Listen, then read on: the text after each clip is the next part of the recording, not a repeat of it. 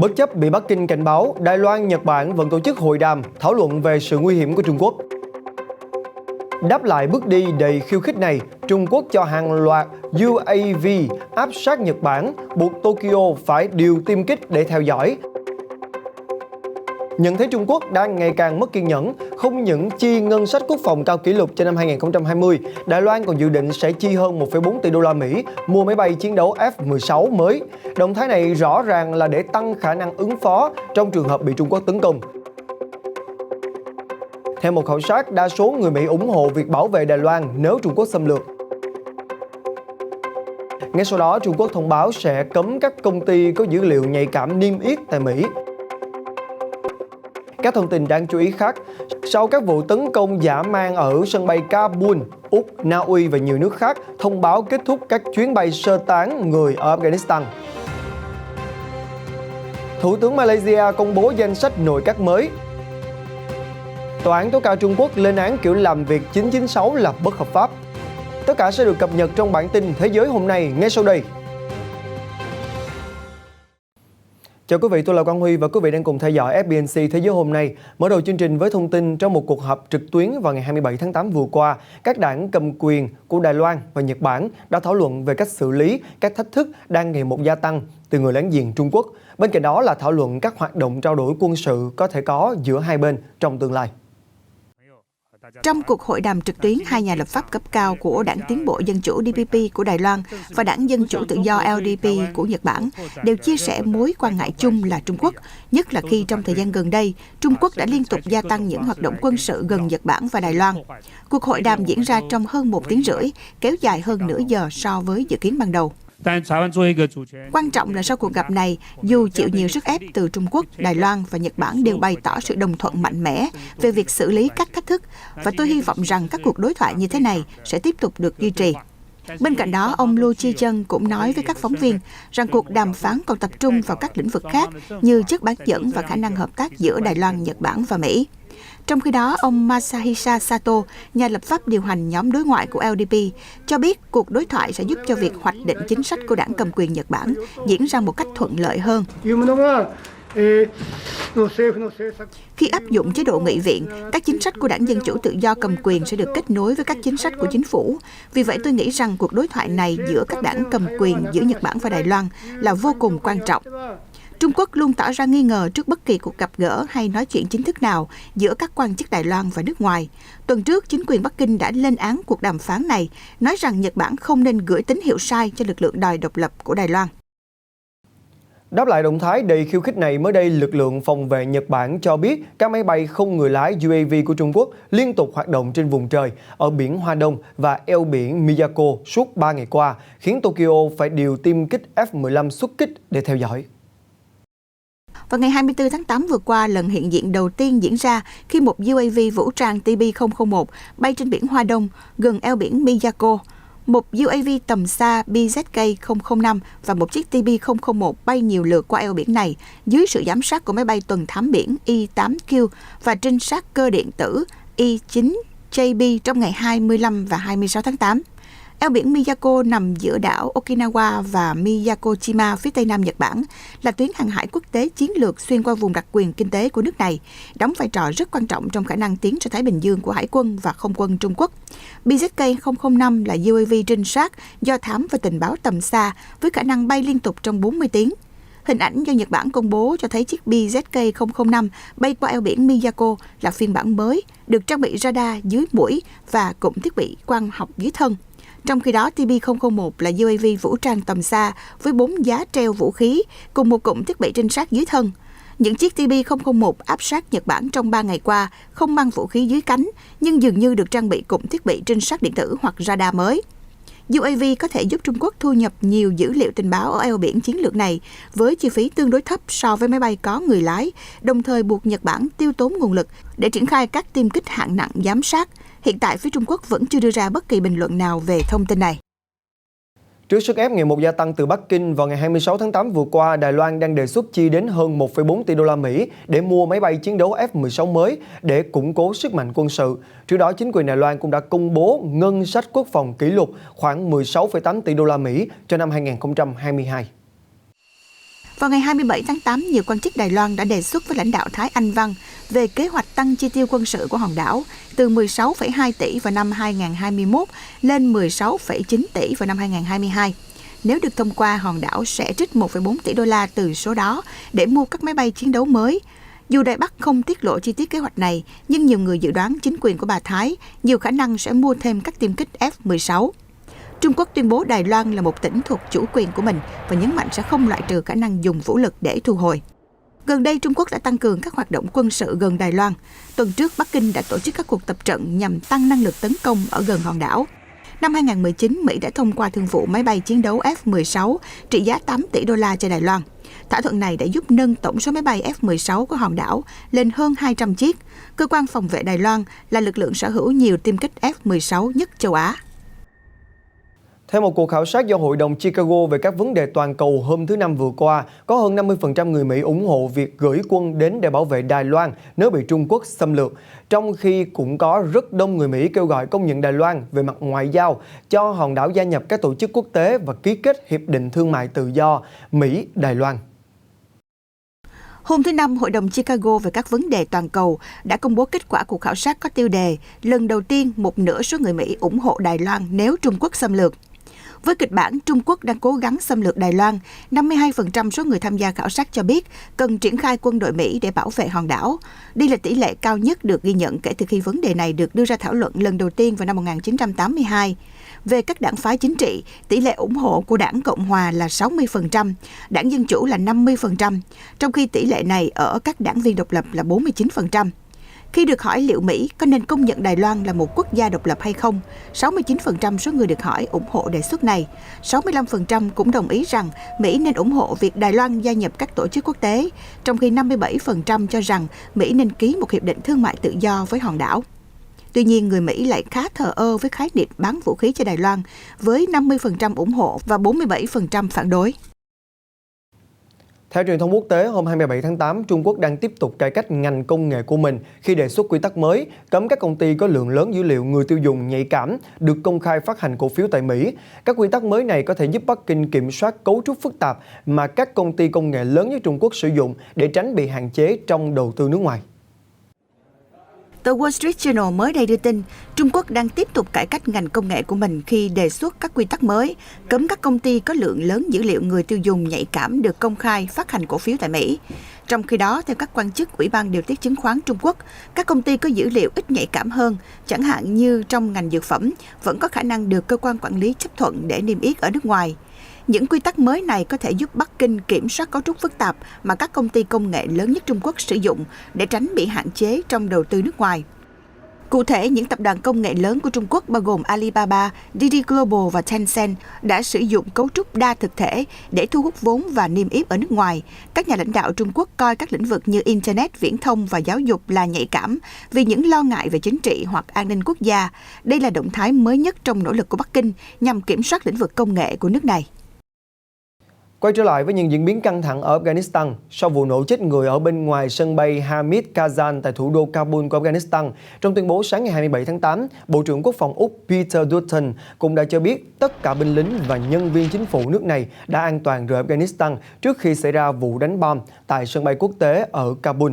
Ông Dutton cũng đã xác nhận sứ mệnh sơ tán của quân đội Úc đã kết thúc sau khi giải cứu hơn 4.000 công dân Úc, người Afghanistan có thị thực Úc và công dân một số nước khác ra khỏi Afghanistan. Ông Dutton cũng đã bày tỏ hy vọng lực lượng Taliban sẽ giữ cam kết sớm ổn định lại tình hình để có thể khôi phục lại các chuyến bay thương mại tại sân bay Kabul. Trong khi đó, Thủ tướng Scott Morrison cho biết từ bây giờ Úc sẽ chuyển sang giai đoạn tái định cư sau sơ tán và chuẩn bị cho việc tiếp nhận thêm người tị nạn từ Afghanistan trong thời gian sắp tới.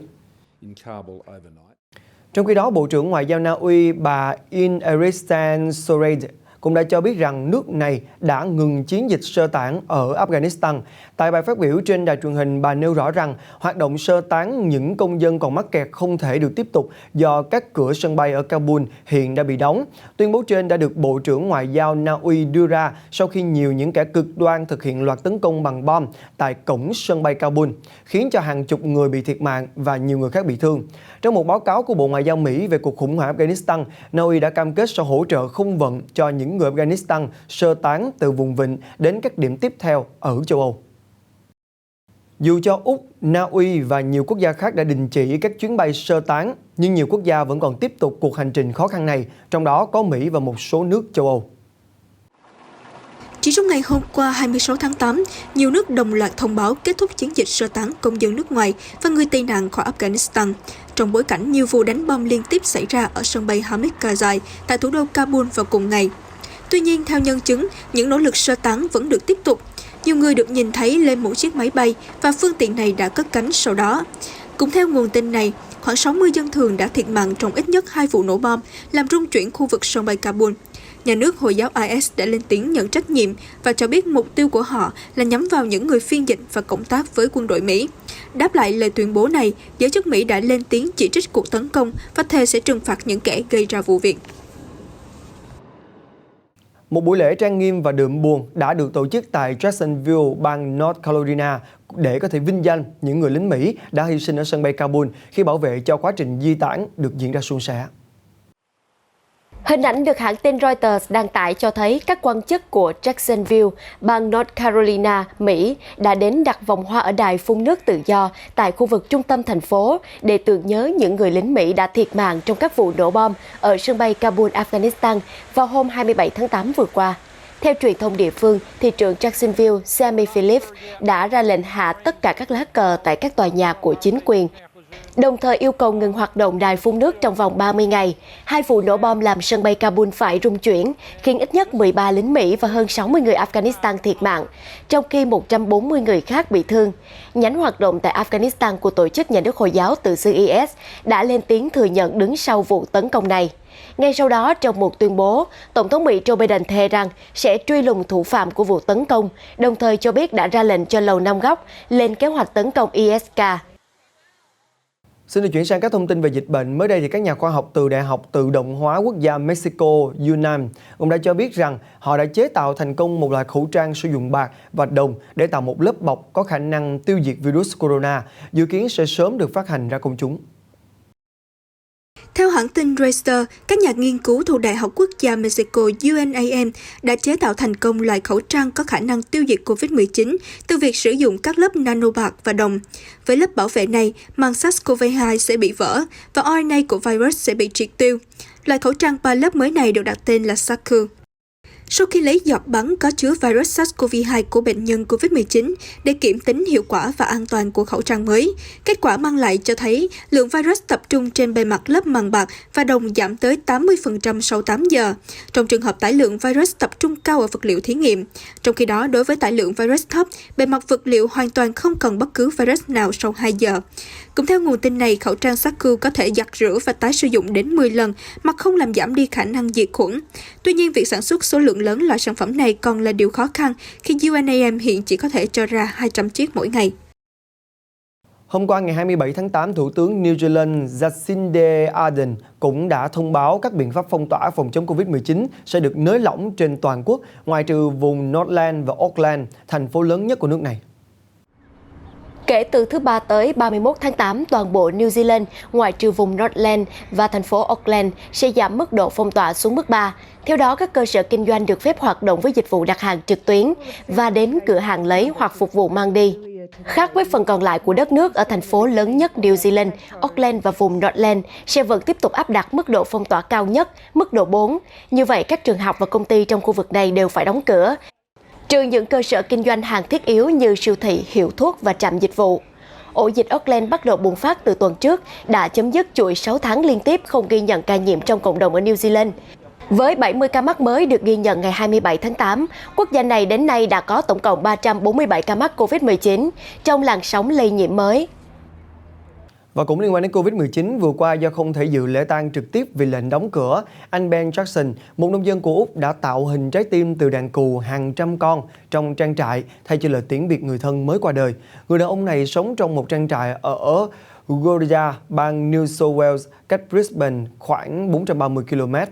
Do khu vực sinh sống nằm trong diện phong tỏa đóng cửa, cấm di chuyển nên anh không thể trực tiếp đến tiễn đưa người thân. Trước đó thì anh cũng đã từng thử xếp hình từ bầy cừu, coi đây là cách để giảm căng thẳng của việc chăn nuôi trong vụ mùa hạn hán bao trùm phần lớn các khu vực ở Úc. Và sau đó anh đã phát hiện ra rằng nếu mình phát âm tên những ban nhạc yêu thích và thả thốc từ đuôi sau của chiếc xe tải thì đàn cừu sẽ xếp thành hình giống như vậy trong vòng vài phút. Chuyển sang các tin tức đáng chú ý khác. Vừa qua, Thủ tướng Malaysia Ismail Sabri Yaakob cũng đã công bố danh sách nội các mới, bao gồm 31 thành viên và không có phó thủ tướng. Một ngày sau khi trình danh sách nội các lên quốc vương Malaysia An Sultan Abdullah, Thủ tướng Ismail Sabri Yaakob hôm 27 tháng 8 đã công bố danh sách nội các mới. Trong danh sách mới gồm 31 thành viên và không có phó thủ tướng. Bộ trưởng Tài chính sẽ giao ông Tengku Zafrul Aziz đảm nhiệm, trong khi ông Azmin Ali được bổ nhiệm giữ chức Bộ trưởng Thương mại và Công nghiệp. Ba chính khách Hishamuddin Hussain, Fadila Yusof và Razi Jidin lần lượt đảm nhiệm cương vị Bộ trưởng Quốc phòng, Bộ trưởng Việc làm và Bộ trưởng Giáo dục. Những nhà chính trị này đều giữ chức vụ tương tự trong chính quyền trước. Phát biểu với truyền thông, Thủ tướng Ismail Sabri nhấn mạnh việc nội các mới được thành lập là để duy trì sự ổn định và lợi ích của gia đình Malaysia, đồng thời khẳng định các thành viên trong nội các mới cần đồng lòng đưa ra những hành động khẩn trương và nhanh chóng thì mới có thể đưa đất nước này sớm thoát khỏi đại dịch Covid-19, suy thoái kinh tế và bất ổn chính trị.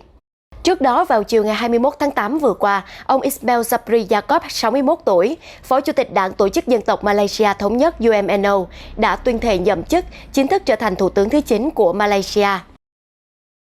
Mỹ mới đây đã thúc giục chính quyền Mexico giải quyết các trại tị nạn dọc biên giới, có thể đưa trở lại người tị nạn về nước hoặc là bằng cách nào đó không nên để nó tồn tại nữa vì mang đến nhiều rủi ro như lây lan Covid-19 hoặc là các nhóm tội phạm ẩn nấp.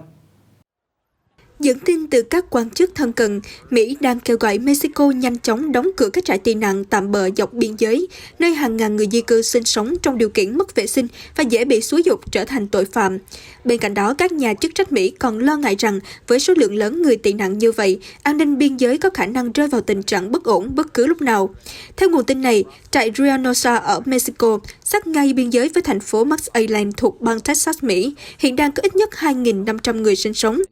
Đây cũng là một điểm nóng cho việc tuyển dụng người làm việc tại khu tam giác vàng sản xuất chất cấm của Mexico khi mà nhiều người di cư đã trốn khỏi Trung Mỹ với mục đích tìm kiếm một cuộc sống tốt hơn. Qua đó, giới chức Mỹ khẳng định rằng việc xóa bỏ các trại tị nạn đóng vai trò rất quan trọng để có thể loại bỏ hình thức tuyển dụng này. Hiện cơ quan chức năng Mỹ cũng như Mexico đều từ chối bình luận về thông tin trên.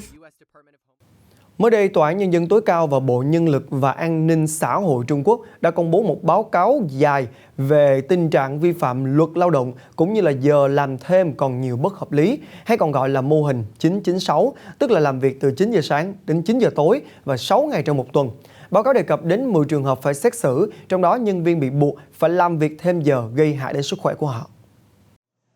Tại Trung Quốc, hàng loạt các tập đoàn công nghệ lớn đang đối mặt với làn sóng phẫn nộ trong dư luận về lịch làm việc dày đặc của nhân viên, hay còn gọi là mô hình 996, tức là làm việc từ 9 giờ sáng đến 9 giờ tối, 6 ngày một tuần. Sự phẫn nộ này đã được Tòa án Nhân dân tối cao và Bộ Nhân lực và An ninh xã hội Trung Quốc xử lý khi công bố một bản báo cáo dài về tình trạng vi phạm luật lao động cũng như làm thêm giờ nhiều bất hợp lý. Các tỷ phú công nghệ như người sáng lập Alibaba Group Holding Jack Ma và giám đốc JD.com Richard Liu từ lâu đã xác nhận làm việc cực lực là phương án để tồn tại trong một ngành công nghiệp cạnh tranh khốc liệt và cũng chính là điều cần thiết để tích lũy tài sản cá nhân. Tuy nhiên, cuộc tranh cãi về thời gian làm việc kéo dài đã dấy lên vào đầu năm nay sau cái chết của 2 nhân viên tại sàn thương mại điện tử Pinduoduo. Một phụ nữ đã ngã gục khi đang đi bộ về nhà cùng với các đồng nghiệp vào lúc 1 giờ 30 sáng và không thể cứu chữa, trong khi một nhân viên khác lại chọn cách tự tử để chấm dứt áp lực.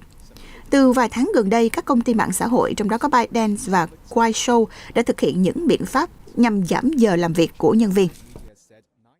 Mới đây thì bà Samantha Power của Cơ quan Phát triển Quốc tế Mỹ USAID cũng đã thông báo về việc hỗ trợ 32 triệu đô la Mỹ cho Haiti để quốc gia Caribe này có thêm kinh phí để giải quyết hậu quả của các trận động đất hồi đầu tháng, khiến hơn 2.000 người thiệt mạng và hàng chục nghìn ngôi nhà bị hư hại hoặc là bị phá hủy hoàn toàn. Trong một diễn biến liên quan, vào ngày 26 tháng 8, chương trình Lương thực Thế giới WFP thông báo kế hoạch hỗ trợ 215.000 nạn nhân trong trận động đất kinh hoàng vừa qua tại Haiti.